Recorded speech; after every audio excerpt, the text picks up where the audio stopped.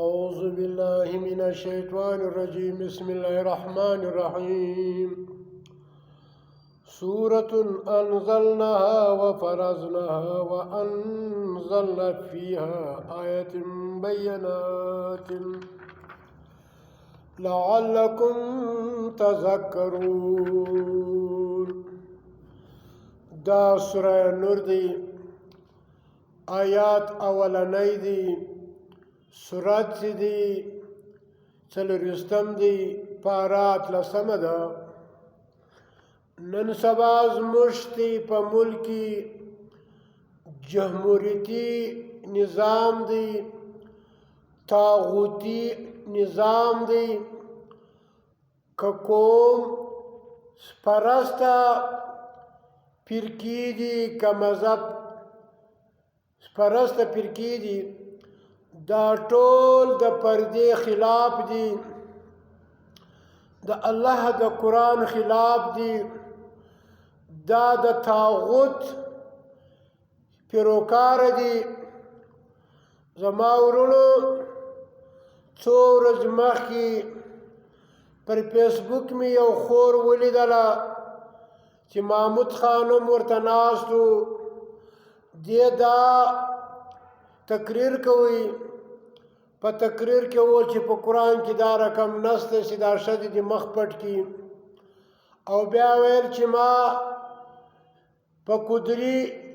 شریف کې دا ویلي دي چې د ښځې لاسونه، مخ او پښې دا په پرده کې نه دي. نو دا خور ته موږ دا وایو چې ته په غور سره سوره نور ووایه، په غور سره سوره الاحزاب ووایه، تا ته به د اسلام علم راسي، ته به د پردې په احکامو پوه سې چې د ښځې سره چې مینه راځي، هغه د ښایست ځای چې دی هغه مخ دی. نو الله په قرآن ثابته کړې ده،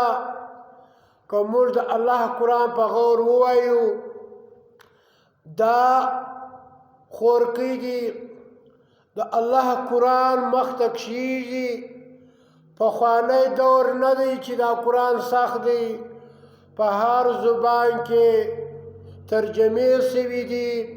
په پښتو کې سوي دي، په هر زبان کې سوي دي. نو خبره مختصره کوم، په پردې باندې کوم، پر اسلام باندې درته کوم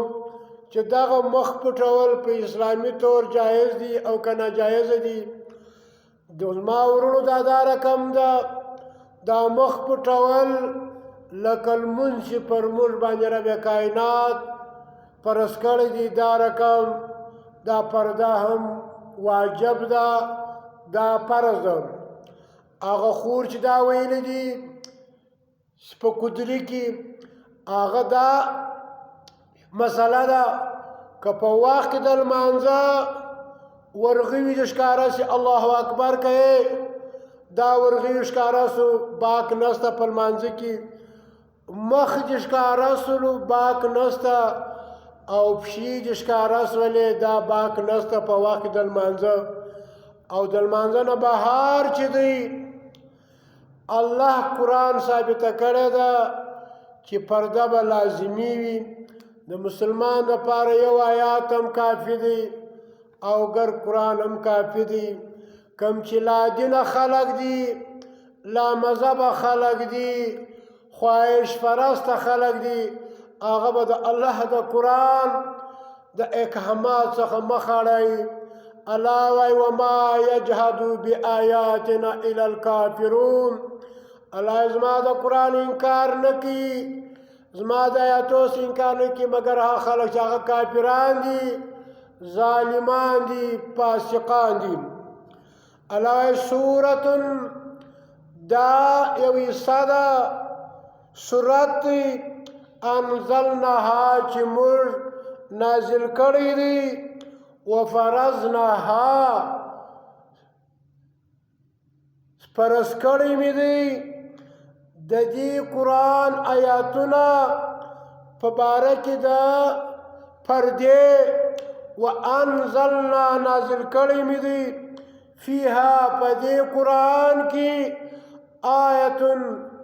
آیاتنا حکمونه د پردې بینات واضح واضح لعلکم شاید تاسو تذکرون تاسو نصیحت واخلئ. نو زما ورونو د الله قرآن د دې لپاره چې باید چې موږ د دې څخه نصیحت واخلو. د هغه رقم سوره الاحزاب دی او 13 نمبر سورت دی پاره 22 ده آیات یو کم شپېته دي. الا یا ایها النبی اے نبی قل اعلان وکا ورته ووایه لازواجک وخپلو بیبیانو ته اول خپل ځان الله اے نبی خپل بیبیانو ته ووایه وبناتک وخپلو لونو ته ووایه ونساء المؤمنین وزنانو ته د مسلمانانو ووایه یدنینا چې راودې راټالې کې رایلدې کې ودې الله وایي دغه ښځې چې پر مخ باندې یدنینا رایلدې کې ودې ځړوي علیهن پر خپلو ځانونو باندې پر خپلو مخونو باندې من جلابیبهن خپل غټ غټ پړونان ذالک دغه پر مخ باندې دغه سکارپ رایله کول چې دي ادنا ډېره نږدې ده ان دا خبره یعرفنا چې پیژندل کیږي به دغه ښځې فلا یؤذین چې بیا به دوی ته تکلیف نه ورکول کیږي. وکان الله بېشک الله چې دی غفور بخښونکی رحیم مهربانه دی. د هغه رقم د الله حکم دی واذا سألتموهن کله چې تاسو یو شی غواړئ او د نبی د بیبیانو څخه یا د مسلمانانو د بیبیانو څخه متان یو شی بیلچه غواړئ کولنګ غواړئ لور غواړئ اور غواړئ اوبه غواړئ فاسألوهن نو تی دا شی وغواړئ من وراه وروسته حجاب در پردې دا معلومه شوه ذالکم د دغه پردې په اخوا باندې هطهرو دا ډېر پاکي ده لقلوبکم ستی د زړونو لپاره چې تا مخ پټ کړي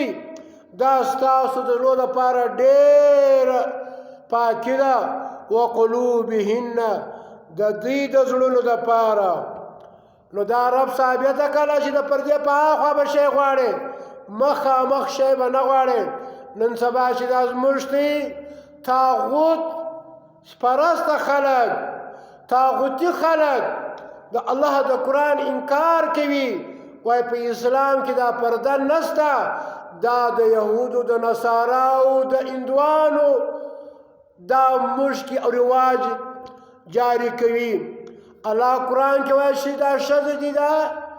پازیبو اواز څوک نه اوري. نو نن سبا زموږ د ښځې په جلسو کې ولاړې او په روډو باندې وتلي او نارې وایي دا د قرآن انکار دی زما ورونو. او بل د الله حکم دا دی واذکرنا یادوي دي ما هغه احکام یتلا چې ویل کیږي فی بیوتکن د الله یعنی فی بیوتکن په خپلو کورونو کې. الله وایي وقرنا دوی دې ووسیږي فی بیوتکن په خپلو کورونو کې ولا تبرجنا دوی دې او نه راوځي په ښایست کې بې په پردګۍ کې او تبرج چې دوی دغه ځان ښکاره کوي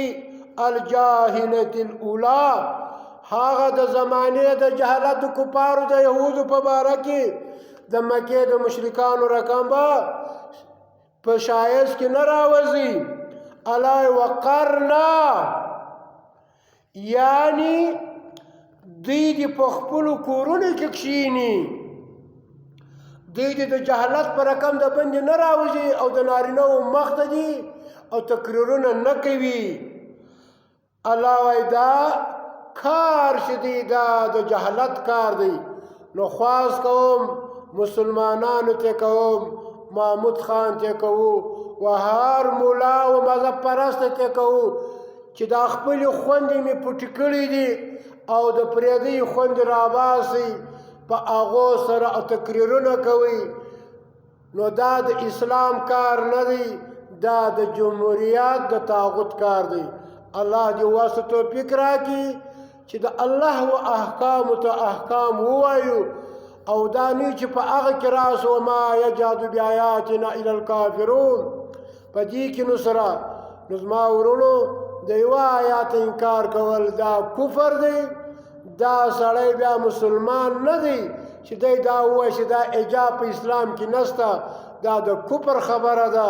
دا د جمهوریت خبره ده دا د طاغوت خبره ده دا د هغه